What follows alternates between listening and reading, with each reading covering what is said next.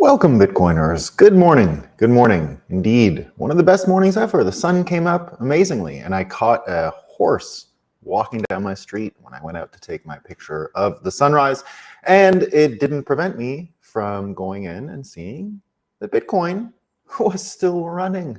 So all I had left to do was look into the news, and now all we have left to do is have a coffee and talk about what's new.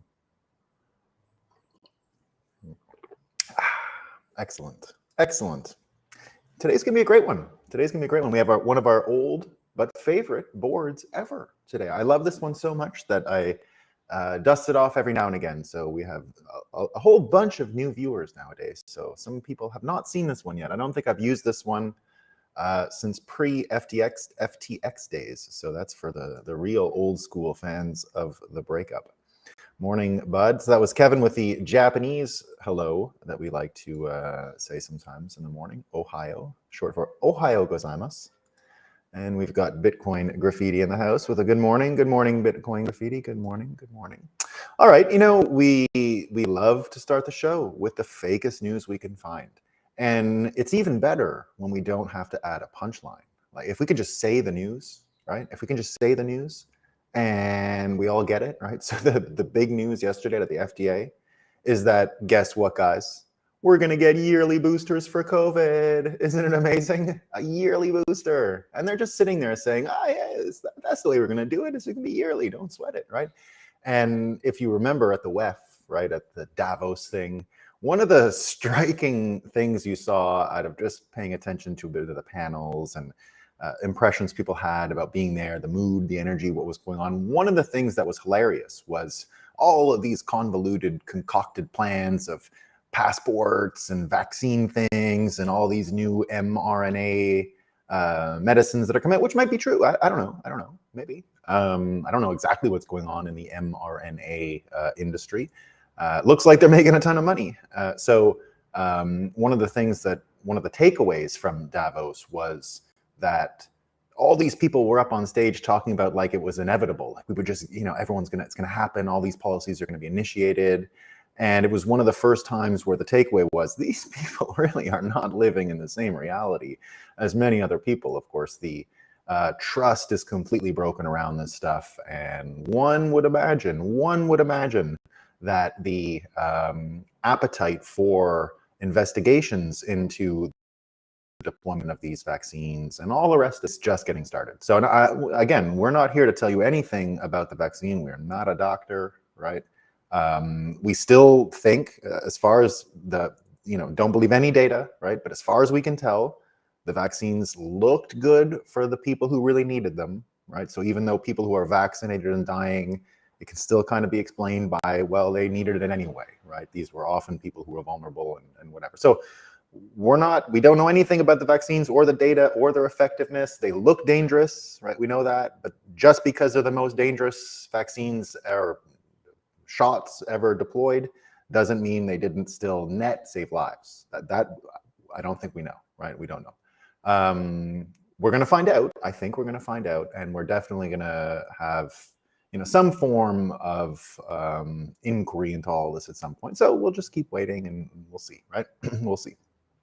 All right. So, but an important story, but this idea, hey, we're all going to get them every year. Yeah, okay. We'll see. All right. So today we're going to be doing this board again because a huge story came out of Forbes. I'm not sure how many people are paying attention to it, but it's something else. And it turns out that TikTok and its parent company ByteDance, of course, we follow them a lot here. We follow TikTok, all of the political stuff around some state governments banning it and all kinds of people in Congress talking about how dangerous it is. I think you even had Tom Cotton, the senator who has gotten away from this fake scare, this fake worry that we've underlined many, many times on the show, which is the data security thing. That's not what you got to worry about with TikTok. The data security thing is stupid. It doesn't matter, right? Who cares? Every data is taken. Every app is sucking your data dry. If it's from China, it's probably not the only one, right? There's all kinds of apps stealing your data. And guess what? It's not that persuasive because the majority of people just give their data away for free all the time for cat videos, right? As Andreas Antonopoulos warned everyone years ago, many times, stop trading all of your personal information to watch cat videos. But we did it, and it's too late, and that horse is out of the barn already. So, you know, what's going on with TikTok, the thing that we're interested in is not the data security, it is the persuasion, the hypnosis, and the brainwashing. That's the much more dangerous. That's like catastrophically dangerous. And so we've been talking a lot on this show, just even how the whole argument about data security is probably a diversion, right? The real argument about its danger to America and American systems is in its persuasiveness. And here's exactly how we now know it works. And this shouldn't be a surprise, this is obvious, but at least people are starting to ask questions, maybe not the right ones, as far as they should ask yet, but nevertheless, this is really happening. This is from Forbes. So Emily Baker White writes, employees at TikTok and ByteDance have access to a secret backend button that can make any video go viral, immediately pushing it to more viewers. The practice, which TikTok has never disclosed, is known internally as heating. That's what they call it, heating. According to sources and docs, TikTok employees have used heating to woo creators and celebrities onto the platform and to push information to users. But it hasn't always been clear to employees what's eligible for heating and what isn't. This suggests TikTok has used heating to benefit some influencers and brands, those with whom TikTok has sought business partnerships, at the expense of others with whom it has not. But there's no transparency, so we don't know who's been affected. Also, so this is just the thing at the end, right? So they're still not quite there, but you know, God bless her, she's trying her best. Here she comes out. Also, we asked TikToks and ByteDance whether employees in China or employees anywhere have ever heated content produced by the Chinese government or Chinese state media. They didn't answer the question, right? Scott Adams writes, and this is all you need to know now, right? This is all you need to know. Scott Adams writes in response to this, right? So he quote tweets this. This is the user interface China uses to program the brains of Americans. I wonder who they will pick for our next president. And you get Machiavelli's underbelly. If you don't follow Machiavelli's underbelly, by the way, you should. He's one of the top experimenters that I've known with AI. He's always up to really cool AI stuff. He's got a whole bunch of videos of interviews and people. He's really good at it. So Machiavelli's underbelly is his name on Twitter. And here's his response to what Scott Adams says: viral gender video. And you know, on this show, you know, we are very LGBTQ plus positive, right? We look forward to Miss Universe in El Salvador, where pageants belong when you separate money and state, as we talked about earlier. You don't put the pageantry into the money, right? Which is what we're dealing with in America. We're happy that El Salvador, which we're going to get to, we're going to be talking about El Salvador, right? We were very happy about the Miss Universe thing. We talked about it on the show, right? So this is not a criticism of any of that stuff, right? It's not.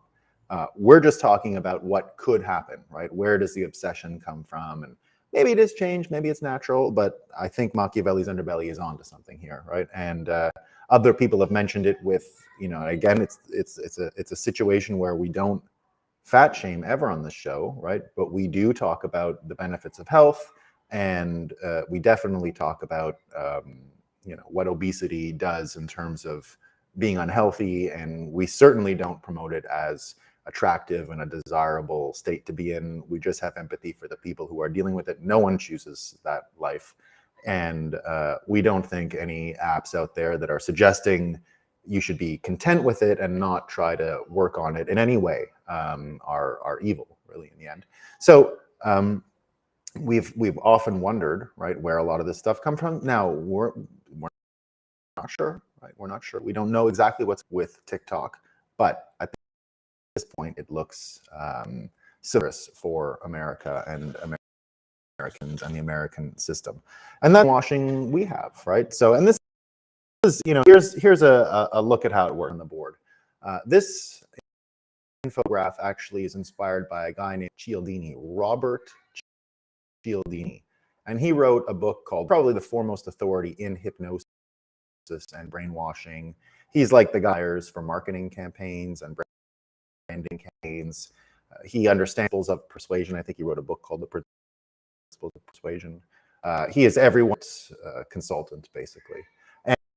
And This is one of the things in the book in the 80s called persuasion, right? So it's not persuasion, it's persuasion. How do you think they came up with that conclusion themselves? You know, we have this myth as humans, that, right, that we can do our own research and that we use logic conclusions, right?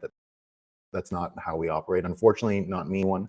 Our operating system is this. That's baked in. You can't choose it really.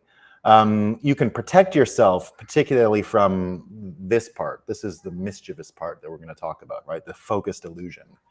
That's where Bitcoiners can help, right? That's where the Bitcoin system, and we're going to get to that, help. But here's how it works, right? You have a privileged moment. In this case, it is TikTok or any algorithm. The algorithm itself produces the privileged moment, right? They're the ones putting the things in front of you. That's why we talk about headlines on this show a lot, like the headlines you choose and the headlines you don't choose. We're going to talk about American brainwashing in a second and how it uses this, right? Right now, we're still on the TikTok part. But you get the privileged moment, right? Here's the focused illusion. That's when you have someone look at something, right? And that's where this heating thing comes in, right? So this is TikTok using the focused illusion to heat an idea and make you think it's real, right? Make you think that that's much bigger, inflate an idea, inflate a trend, inflate a conflict, whatever you'd like, right? Whatever you'd like. And at that point, that's when your brain assumes causality. They might not even be related. They usually aren't. They usually aren't. And that's where you get the assumed causality, right? So that's where the brain lights on fire. That's where you get the dopamine hit. That's where you get the enragement, engagement, right? That's where it happens. Once the brain is on fire. We've talked about this before in terms of Hollywood and how they use it, particularly now with the fan baiting and how Lord of the Rings or Star Wars or some of these other shows will literally attack fans before the show is out in order to smokescreen any complaints of the art itself. Oh, you're racist if you don't like it. Oh, you're a jerk if you don't like this. And then the assumed causality comes in. Any complaint about this show is because the people are racist, right? We've sort of charted the history of that marketing tactic in Hollywood before, and that's why we've used this board before. So in the case of TikTok, that's where you get that assumed causality. And then this is the part that's hardwired. This is why we're all susceptible to it. Everyone, there's no way around it, right? Because we have this survival mechanism, and instantly when that's engaged because of this enragement or whatever it is, you are going to start looking for ways to make it through that event, right? You're going to start looking for ways to make it through and survive. And if you can, you'll get cognitive closure. You'll start saying, well, that's the reason. And that's where you can plant ideas. That's where you can seed ideas. That's where you can get someone who will say, well, I know, right? I figured this out. I figured this out on my own, right? I came to this conclusion. No one told me what to think, right? Well, I'm wrong. You were told what to think. You were programmed. Someone put it in your head. And it happens to all of us, unfortunately, right? Unfortunately, that's just the way it works. Now, we're going to talk about how we can protect ourselves as we go on in the show. But remember, that's the way it works, right? That's systems preying on humans as they are, right? Unfortunately. Can't get away from it. Again, I'll say, it's the thing that explains why we don't use logic in politics, why we don't use logic in almost any decision in economics, right? There's a great book, The Psychology of Money by Morgan Housel. I'm trying to get him to come to Bitcoin 2023 in Miami, May 18th to 20th. And Morgan Housel in this book, Psychology of Money, says, much like what I say on this show, right? We're talking about Bitcoin, but we're not talking about math. Right? That they teach economics still in school in terms of math, like it's like a finance thing, like it's just adjacent to math. It's not. It's all psychological. It's all sunk cost fallacy stuff. It's all kinds of different machinations that force people to make decisions about ego, about all kinds of things. It has nothing to do with math in the end. Yeah, there's numbers involved. That's what led us astray. The numbers don't matter in the end, right? They don't matter. What matters is humans make these irrational decisions all the time. And I say it a lot, it's what a lot of conservatives can't even understand. They think things like what Ben Shapiro says is real, right? Facts don't care about your feelings. Wrong. He has it exactly 180 degrees wrong. Feelings don't care about facts at all. At all. If you feel like something is true, Trump is a racist, you can't say anything, right? But he has Jewish grandchildren. They don't care. They're never going to care, right? It's not the way it works. So So that's, you know, more or less what's going on in the case of TikTok, but it can be seen elsewhere, right? Our good friend Nayib Bukele, who we love, right? We love Bukele. What a great leader, right? He's underlining how American fake news works in the same vein, right? This is how it works. This is the cutting edge of American brainwashing, which is nowhere near as good as the TikTok one, by the way. So this is still like analog World War II brainwashing, right? They're a little behind, but it's still good, right? So here's Nayib Bukele. In the past year, legacy international news outlet, is calling it the legacy news.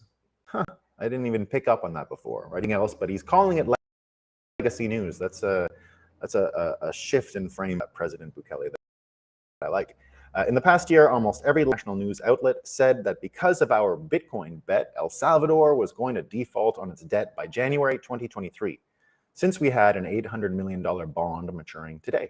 Literally hundreds of articles, right? So literally hundreds of articles.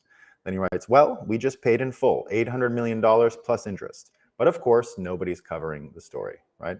And then he goes into all the times they made fun of him, right? They all said that without striking an IMF deal, we were going to be unable to pay our 2023 bond because of our Bitcoin losses, right? And he picks up articles from the New York Times, Washington Post, all kinds of others, right? Full page spreads on the New York Times and all, creating the narrative that El Salvador was broke and going to default. And he even brings one of these pictures. This was from back in July of this year. It was Bitcoin City. You remember the headline, El Salvador's big bet on Bitcoin isn't paying off, right? Making the digital coin a national currency has moved the poor country closer to default, and running the narrative, right? So paid it all, right? So we paid it in full plus interest. No one's covering it. And he found just one article in Spanish. I can't read it. Semina, I've never even heard of them, that published that they paid their debt. Right, so all these stories about how, oh, they're broke, Bitcoin, they're not going to make it, right? Then they pay it, and there's nothing. It's one story from Colombia, right? Colombia, not who cares, right? Who cares? And here's how he concludes: they lie and lie and lie, and when their lies are exposed, they go on silence mode, and that's exactly it. If you don't do the cognitive, so here it is. They do the focus delusion, right? The assumed causality. That's textbook U.S. Mainstream news narrative seeding. We call it astroturfing, right? One of the good words that you can use for that is astroturfing. If you don't know, if you're not from America, you don't know what astroturf was. It was a thing they used in sports stadiums for many years. It's fake grass, right? It's fake grass, fake sports grass. And so they astroturf stories. So this is an example of astroturfing, right? You put the story down and then people walk over it. So from there, right, you can see that US brainwashing systems will give you the focus delusion, and then once the narrative would be questioned, they just ignore it, because having any hole into the consistency of this would affect the whole system, right? So they got to keep it tight. And he mentions Bukele, Washington Post, right? Well, things are changing in America. It looks like Bezos is going to sell the Washington Post. So one billionaire out of the game. And what does that mean for the whole system? Well, I think WaPo does have some existential problems now. I think with the vaccines, I think with the next story we're going to cover here, the Mueller Russia thing, people are starting to wise up about the amount of focus delusions that went on, because this is the dangerous element, right? This is the part that allows the reflex, right? You can't avoid this. The reflex of your mind to spin into survival mode. And so when you put fake things in here, that's where the persuasion, the seeding, the astroturfing happen, right? You use this fake causality and you're able to engage that survival mechanism. So in the case of American brainwashing, right, the way is using narrative bias, using narratives, astroturfing them, and then collapsing them and going quiet about them when they happen. But I mean, I am no longer surprised about what they're capable of memory holding. I used to be of the mind that they couldn't memory hole quite as much as I worried they could, but we're at a point now where they can memory hole entire wars if they felt like it. Have a sip of coffee. Just 1 second.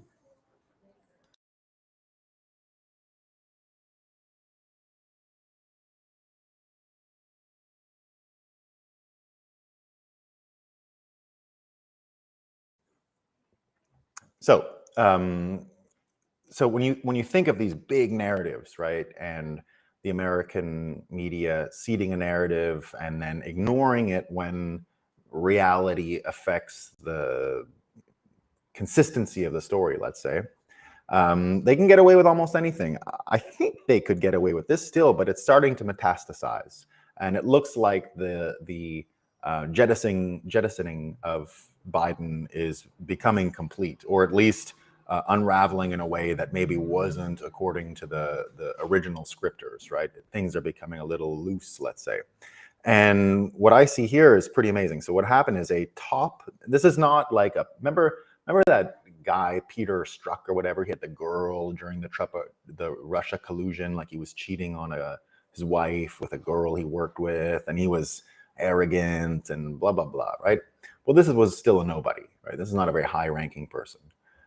This guy here, who just got arrested, is one of the top people at the FBI, as I understand. An FBI agent who investigated the Donald Trump Russia collusion story has been arrested for colluding with Russia, right? So he's the actual Russia collusion guy. And, you know, Jack, I know how to say that. Anyway, Jack Posobiec, but that's not how you say it. I don't know why I can't remember how to say his name all of a sudden. I'm just going to repeat this for the people in the back. An FBI official who investigated Trump for illegal ties to Russia, but found none, has just been arrested for his own illegal ties to Russia. Internalize it, right? And Greg Price also says Hillary Clinton's campaign paid a British spy who worked with a Russian agent to create the Steele dossier, and the FBI official investigating Trump for Russian collusion was himself colluding with Russia. Right, so he's the actual person who was the in-between who got the FISA warrants and all that based on the Steele dossier. So this is a big name right now. Again, Russia collusion. I don't give a shit about all of that stuff in the end, right? It's all just politics. It's all awful, right? They're definitely stripping people of their rights. They're definitely doing some of the worst stuff. But it looks like narrative control is starting to twist out of WaPo's hands and the New York Times hands. And it looks like there is some revelation about how the sausage is actually made from national security apparatus, which we've talked about a lot here. We've charted it all the way back to CIA and Kennedy and LBJ and what happened there. And we've talked about what happened with Nixon and how we can see the uniparty form out of the administrations in the Republican Party that took over after Nixon was out, and how they're tied to the old LBJ machine, and how that whole thing in the end has a pretty linear narrative path to the Biden administration. And we're looking into it. We'll see, right? We'll see. Now, you know, you can see the manipulation. You can see the manipulation in this omission of the facts or the counter narrative that Bukele mentioned, right? So when Bukele mentions the lack of a counter narrative, what he's actually saying is the people who write the narratives are just not interested in any competing vision and basically not doing news. The Epstein and Maxwell case is one of the great examples of that, right? So now you have, you know, basically the whole story's been ignored since he was by the mainstream media, right? Everyone knows about the Ghislaine court case not being really covered. No one was on it. Again, this is the preferred tactic. Don't give it attention. Don't create any privileged moments. You know, if you can't create a lie, just don't even do it. So Ghislaine Maxwell just said in an interview that she believes Epstein was murdered, right? So she gave a video interview on a phone and said, you know, he was murdered. Are we going to hear any of that stuff in the mainstream news? Probably not. But that's a problem for them now, because how many people in the world are actually interested in the story? I mean, everybody. I can't wait for new Ghislaine and Epstein news. I treat it as the most entertaining show out there, right? It's entertaining. What's going to happen? We're going to find out about Bill Gates, and why did he go 36 times? I want to know. I want to know the whole thing. We can guess most of it. But curiosity is too great now, and I don't think they're going to be able to close the loop on this, because more or less the system of privileged moments are breaking apart, right? We're fractionalizing a lot. We're becoming a lot more tribal as a society, let's say, right? Bitcoiners are kind of off on their own in a lot of ways, right? We don't really pay attention to all these political things other than their entertainment, what's going on, that kind of stuff. We don't take it as seriously, let's say, as the people who are getting jacked and dopamine jacked from all the dopamine dealers, right? That are just lighting people's brains on fire. And one of the important reasons why we're not that way is this time preference thing, right? Time preference and the appetite for that much stress and anger and tension around politics is just something we don't have, or at least we can cultivate out of ourselves, because we've taken a longer view at things. And once you take a longer view of things, you don't have the same appetites for those sort of cheap hits, right? You start wanting a little more fulfillment and a little more than just what am I angry about today? What do I have to do to advance some political party 1 foot in order to change the world, right? This grind that you get stuck in politics. We're not involved in it. And the good news is politics for a long time used the school system and employment systems in order to maintain this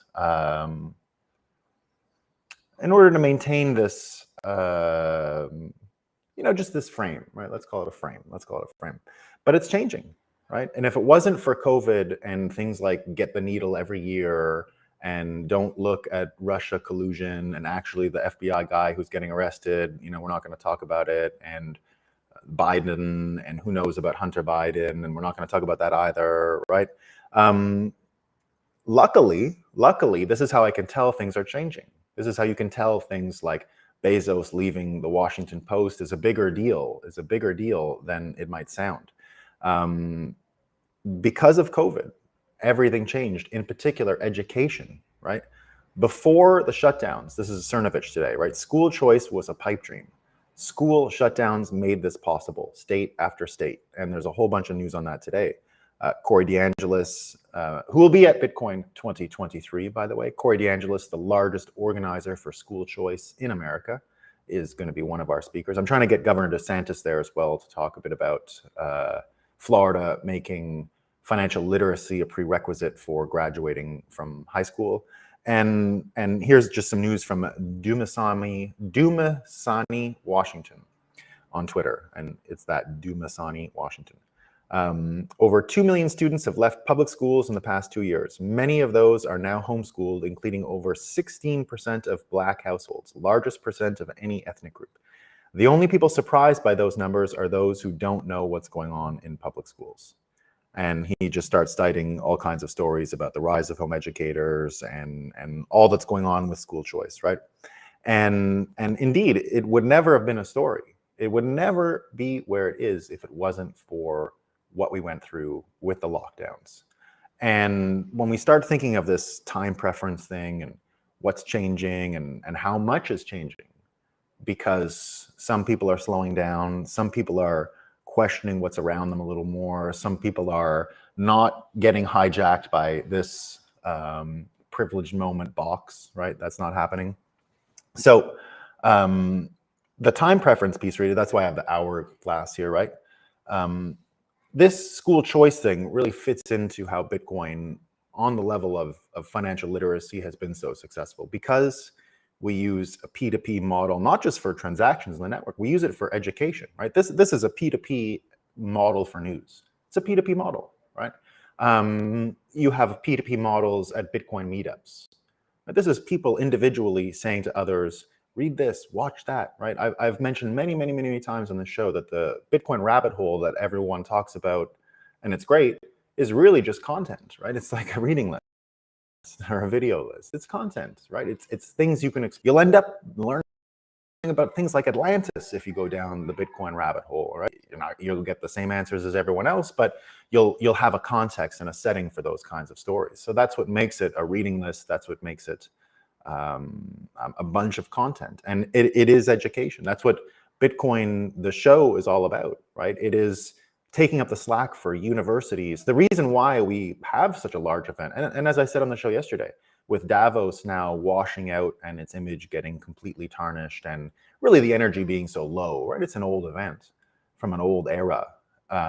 With all of that stuff sort of washing and the energy going down, as far as like finance shows in the world go, I think we're the largest, right? We are counter-programming everything that goes on in Davos. Not deliberately, just that's the way the world has split, right? We do everything according to P2P. We talk about education the same way. We talk about all the same kinds of things, except totally different systems, completely different systems than whatever the hell it is they talk about in Davos, which is all, do what we say and I'm the boss of you and all that kind of stuff, right? The whole point of our show is that there is no system out there teaching you the system that we're trying to build. There is no education system out there other than the ones we're building that teaches you out there what the system of you're not the boss of me and I'm not the boss of you, what that looks like in practice at scale, right? So only Bitcoiners are actually talking about that. What does the world of I'm not the boss of you and you're not the boss of me look like? What does it look like? And that's what you learn at Bitcoin shows, right? Bitcoin meetups, Bitcoin 2023, that's what we talk about, right? What the world of no bosses looks like. What does it look like?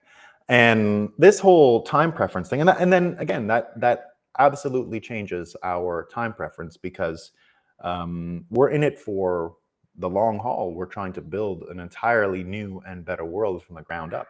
And education systems are a big part of it. The education systems we've invented are a big part of it, like the meetup culture. I think we invented that as far as disseminating financial literacy at scale. It's the same thing that happened in previous revolutions. There were salons and all that in the French Revolution and blah, blah, blah. But they were there doing philosophy. And I mean, we get philosophy in our field as well. But the philosophy comes easy once you understand the math and the nature of the network. So this P2P thing and the time preference thing is also aided by the following story, right? It's not just that people are changing and that education is changing and we have events and we have new information systems. All of these are good, right? This P2P model cuts out this middleman focused illusion piece, right? Because you don't have to trust the counterparty for information as much as you would. Well, I guess you have to trust them more, but because it's bilateral, your ability to wade through the good counterparties for information and the bad counterparties for information is greater. Here, what you're getting is that corporate legacy news infrastructure or the algorithm. You're getting a third party. You're getting a security hole is what you're getting, right? You don't really understand what you're dealing with. You don't really understand who has the wand, who's behind the curtain, and all those things. So that's the major difference, right? So the P2P model and the time preference piece are going to get helped by one other thing, right? This could change everything. This is news out of Harvard, right? So, we're not against colleges and higher learning and any of those things, right? We just think that the mandatory nature of going to college to get a credential that says you're smart enough to do X is what's broken, and including the entire corporate model and other things, right? So, but of course, we do think one day colleges and universities will be able to retain what's great about them. And this looks great, right? This looks great. This is from Harvard. And it looks like they solved aging. It looks like now, there's been 100 stories over time about, we figured out the cure to aging. This is the first, and I love them, right? I read all that stuff. It's fun, right? This is the first one that looks like credible. It looks credible. It looks like it makes sense.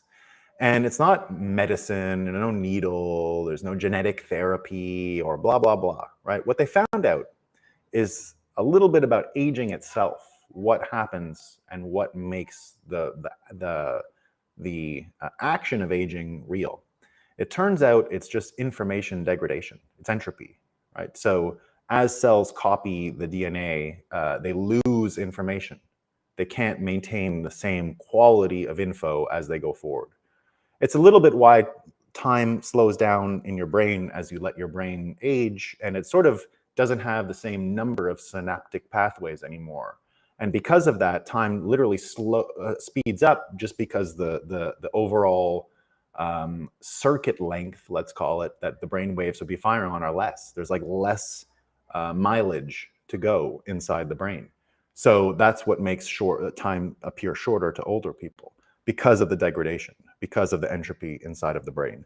And it happens at the cellular level, right? So this, and you can even see, this is a very rough example, but identical twins, as they get older, you've seen them start to look different.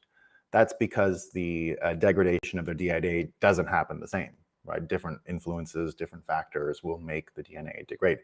But here's the good news. Here's the good news. There's a backup. That's what these guys found. You have a perfect and pristine version of your information stored inside your cells. So the one that's replicating and getting degraded and experiencing entropy, that one is, you can fill in the blanks with the backup. It almost looks like Bitcoin hashing in a way. It's like every transaction that happened before doesn't get exposed to entropy because of the nature of the backup, right? Of the backup record of all transactions. So I'm not whatever this is, doctor, and I'm not familiar enough with the cryptographic engineering parts of Bitcoin to actually say these are the same. So it just made me think of the Merkle tree version of organizing information in Bitcoin. That's it. And so this sort of Merkle tree thing inside your body means you have the actual original code inside of you all the time. And here's what they did. Here's what they did at Harvard, right? They turned eyesight on and off. They could, like a dial, take a mouse who went blind from age and roll him back to see, and then make him blind again. Like a switch, So, so here's the thing. Here's what's happening. We're going to get rid of all of these bloodsuckers. We're going to get rid of all of these people who would light your brain on fire, who would do heating, who would astroturf narratives. We're going to get rid of all of them. We're going to fix it with a better education system and obviously a better economic market. And once we have incentives and economic markets organized properly, we're going to solve the problem of aging. And we're going to give it to everyone. What does humanity look like when we don't have this rush, right? So in a certain sense, I mentioned earlier the psychology of money. We're all bought into the sunk cost fallacy and how we make all these irrational decisions. Well, how many of them are made because we're here for such a short time on Earth? How many of them are made because of the pressing nature and the selfish nature of our life when we have this finite amount of time, right? Now, I think we're always going to have a finite amount of time. I'm not saying you live forever with this stuff. There's probably a million reasons why you'd want to die, right? Eventually. I don't want to live forever, right? I would like to live longer, or at least have some control over it. I would like the dial, right? The dial would be pretty fun, but I'm not here to, be immortal or anything like that. Immortal, we're all immortal. Let's all remember that. We all are all immortal, right? So this whole thing starts changing when our ability to control time and our age changes, and that will just provoke the kind of time preference that Bitcoiners want to create. So it's one thing that we're going to get, all kinds of energy breakthroughs, and we're making breakthroughs in organizing ourselves and traveling, and all those things are great, right? But if we can actually fix the time preference problem using these techniques, I mean, it's one of the fastest ways to get to a Bitcoin standard if everyone values their time that much more and doesn't get lost in these, wasteful, live for the moment, short time preference types of things. So it's a completely different world. And then you ask yourself, Japan came out yesterday, right? Japan. So the country's on the brink of being unable to function as a society due to birth rate. Well, what does it look like when people don't have to return? What does it look like, right? It looks like all the people that are old that have these great skills can actually come back, right? They can actually come back and help again. And I don't think Japan ever needed 127 million people on those 3 islands, right? They could probably do with a few less. But nevertheless, right, it's something that's happening. Here's someone mentioning yesterday the Trader Joe, the Trader Joe grocery store in America, talking about Trader Joe's book. And he made a point that why America worked so well in the 1950s is that most institutions were staffed by overqualified men with a ton of experience from the Depression and the war. And he says, I always felt this is an underrated disadvantage of the idea that you need to carefully allocate the most talented people into certain high-level professions. A lot of benefit from having very capable people working as teachers, administrators, small-town doctors, blah, blah, blah, blah. And I one way we're going to get to this new world is by having exactly that, just normal, super talented people doing the basic jobs, right? Just doing the basic jobs and not falling into this whole, look at me, I'm a teacher, but I'm also an activist and all these things, right?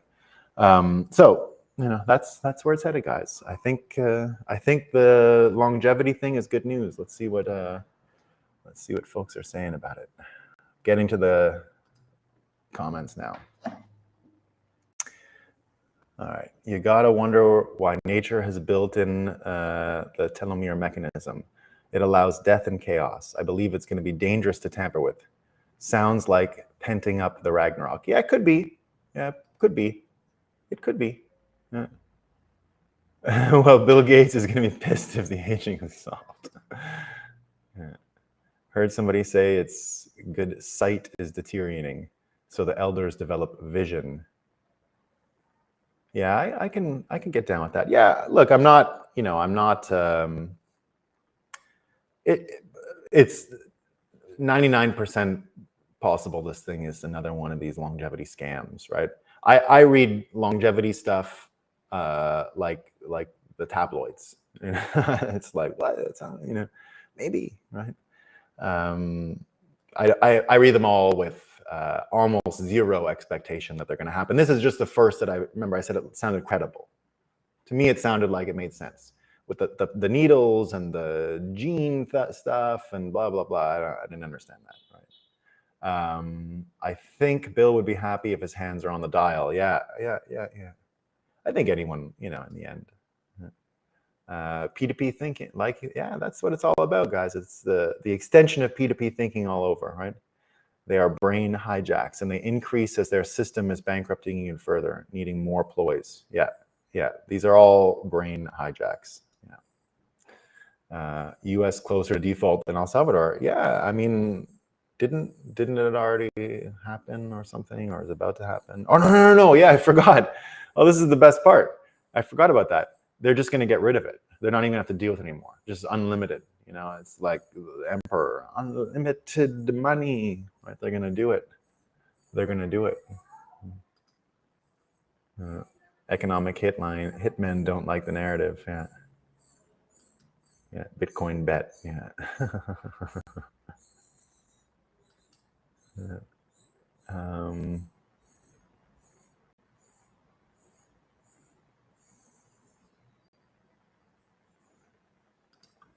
We should do a show on filter tools like Chrome extensions. Yeah.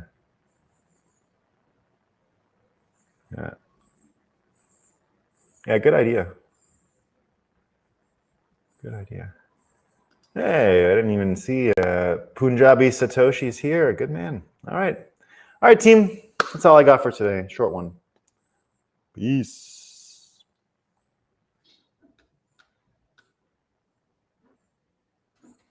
Oh, sorry. I had one more here. Didn't notice these. I'm just making the point of death. There are animals that live way longer. So maybe humans are evolved with an aging system to refresh the population. Could be. I do believe those biblical stories of the age of the ancients. So I think we could do with a little more. I think we can do with a little more. I do. One could say we are ruled by a generation that's too old now. Oh my God, have you seen all these 80, 90-year-olds things? Extending life might be a bad thing. Yeah. We don't want these guys back around, that's for sure. We've got to do it once we flip them, right? Once we flip them, then we can do it.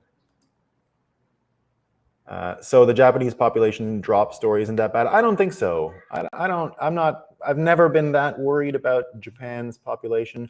First of all, the robots are already everywhere there, and that's not going to stop. And they're in like where you would need, the people who like construction sites when you're on the road, like highway construction with the flag. Those have been robots since I lived there.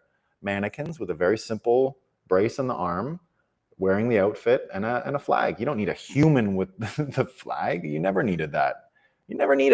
They've been using just simple robots for that for a long time. What about restaurants, right? The diners in Japan, if you've ever seen one, they have like they look exactly like US 1950s diners, usually, like the bars, a counter with some stools and a couple booths. Well, often in the booth, they'll have what looks like a jukebox. It's not a jukebox, it's the menu.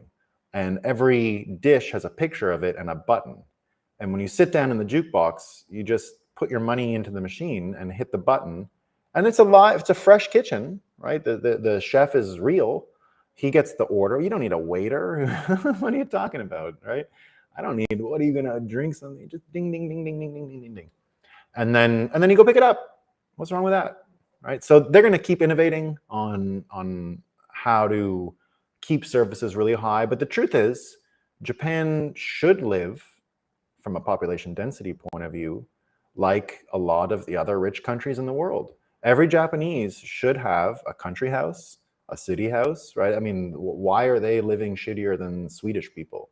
Why are they living shittier than American people? Well, it's crowded. It's really crowded, right? Now, luckily, prices have come down already. Tokyo, amazingly, everyone still has in their mind that it's like the most expensive place because of the stories from the 1990s. Disabuse yourself of that idea. They never had inflation. They've been fighting to get any form of inflation since then. It's like a time machine. It's so cheap now when you go there. I mean, like an actual time machine. It's the cheapest country you can visit it's the most convenient country in the world to visit, first of all, and easiest and whatever. And now it's also the cheapest. So it's the future in a lot of ways. And whatever happens to their population, they're going to be able to manage it. And I think the quality of life needs to go up there anyway. It just needs to. It's a tough place for the locals. It's great if you're a visitor. For the locals, it's tough, and some cultural change. And so I think the population change is good. As you don't want a catastrophe or anything, right? I'm not I don't know a lot about demographics. I know less is not good. But I think they're going to be able to innovate their way out. That's how I think. Japan's a really unique place, right? And you can always tell that the cultures that have, so they share something very unique with just a couple other countries in the world. So parts of France, all of the Gaelic world, so Scotland and Ireland, Quebec, where I'm from, right? The Quebecers, the South Koreans, and the Japanese. So What If Alt Hist? You guys should get into What If Alt Hist on YouTube if you're not already. What If Alt Hist just did a show 2 weeks ago or something on how everything we know about politics is actually bullshit. You can actually reverse engineer your entire understanding of global politics from the preferred family structure of every culture, historic preferred family structure of every culture. And he recognizes it was a French book written in the 60s and 70s that actually explained all of this. And so Japan, Korea, and Quebec being huge examples, Ireland, it's all about their family history, their clan. A lot of it comes from their primogeniture, their male heir cultures, right? 100% inheritance. So that is a major persuasion. The reason is all these family structures end up in this guy's story, bake in persuasion for how you should see the world. So it's not unnatural that these people end up going towards fascism regularly because they're so used to unfairness anyway, because all the sons that aren't the first son that didn't inherit everything in their history are just used to having to be independent, super talented, super creative, and because they got to make their own way 100%. And so that, and then they're persuaded with the unfairness of the world to begin with. That's already natural, right? That's already something that should just be there. And they also, because they have this intense focus on lineage and where you come from, they simply will never die as societies. It's not possible, right? The Irish have been how long outside of Ireland? How many failures have the Irish suffered as a culture? They are stronger than ever as far as surviving on this planet. And the Quebecers are exactly like them. Exactly like them. That's what makes them sort of into the actual family structure is called authoritarian, according to this book, written by a French person to begin with. So the Japanese and the Koreans are absolutely in that boat and are never going anywhere. Just never, right? Population down, doesn't matter. Check out that stuff. It's pretty cool. And the American system, so the absolute nuclear family, has tons of advantages too, and blah, blah, blah. But it's a pretty great way to understand the world in the end. You'd be surprised how awesome and applicable it is. And you know, of course, the primogeniture thing is what was prevalent in Germany. And amazingly, the map of fascism goes right on top of it. Like literally, boom, you can just plop it on top. It's not the same as the, so they make the distinction of the communist, socialist ones, which are the mixed extended families. So that's China and Russia and a few other places. And those ones believe in collectivism because you got all these people around in the house and da, da, da, da. So, and then, you know, anyway, it was a great video and very interesting. All right, team. Peace.